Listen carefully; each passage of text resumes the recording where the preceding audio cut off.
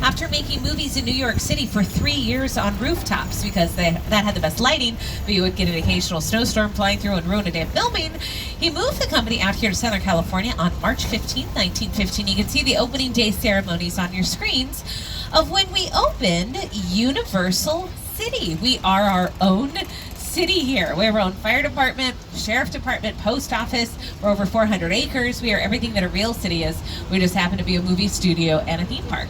In fact, our founder, Carl Lemley, wanted this city to be known as the strangest city in the world. We're doing our best to live up to that dream. And this white building coming down the hill on our right-hand side, this is the Universal City Fire Department.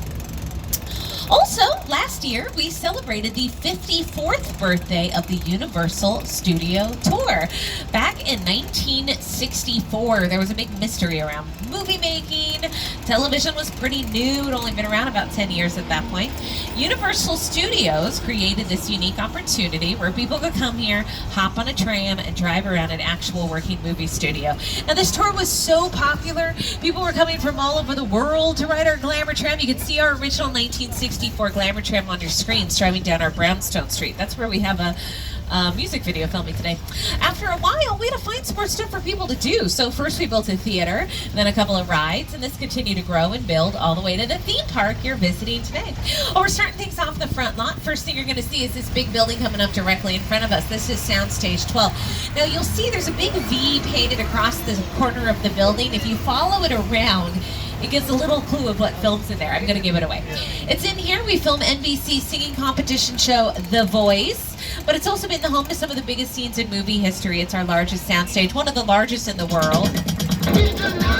All of the following scenes filmed right inside of Soundstage 12. It's about the size of a full football field inside. So we can shoot these very large, very grand scenes in there. In fact, sometimes might even look like they are outdoors, like in the movie Couples Retreat in 2009. Do you see this huge outdoor pool party on your screens? That entire set was built right inside of Soundstage 12. On your screen's a great example of what the inside of an empty soundstage looks like. It's kind of like a big warehouse, right? You have tall ceilings, so you can build a tall set and still have the room to hang the lights above it. The walls are very thick. They're 97% soundproof. Not completely soundproof, but almost.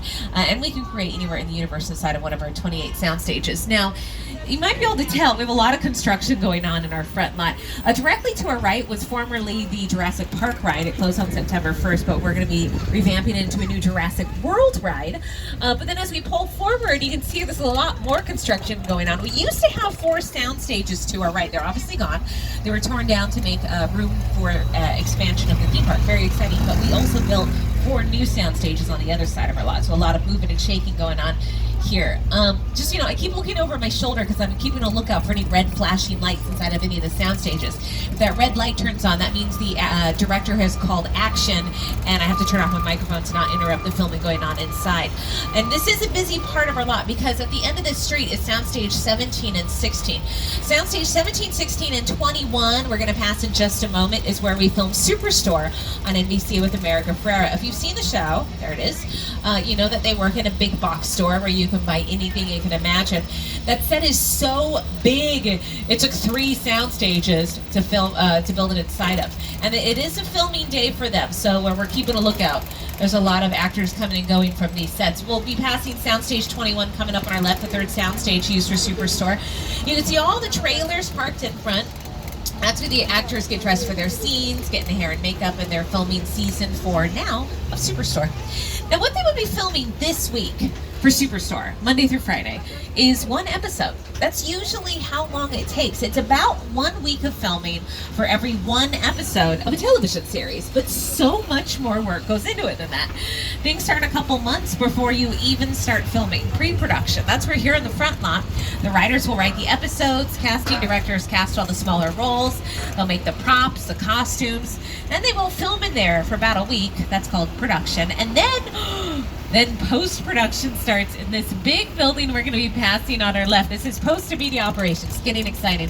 It's in here for the next 6 to 8 weeks. Once you're completely done filming, the producers, editors, director, they will go through all the footage they filmed over the week time period for that episode. They find all their favorite shots. They edit it together. They'll add sound effects, music, cut it down to 22 minutes. So with your commercial breaks, you have your classic 30-minute sitcom. It's about